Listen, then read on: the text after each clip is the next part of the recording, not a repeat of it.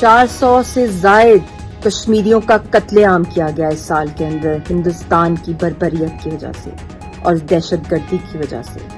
ہزاروں عورتوں کو بیوہ کر دیا گیا. ننھے ننھے دودھ پیتے بچوں کو ان کے والد کے سائے سے محروم کر دیا گیا. یہاں تک کہ ان کی لاشیں تک نہ دی گئیں کہ ان کو دفنا سکیں.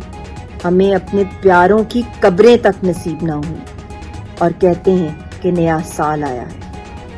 ہمارے ساتھ تو وہی ظلم، وہی قتل عام کتنی صدیوں سے ہو رہا ہے. مہینے پھر وہی ہوں گے، پھر سال بدلے گا. وہی ظالم، وہی قاتل.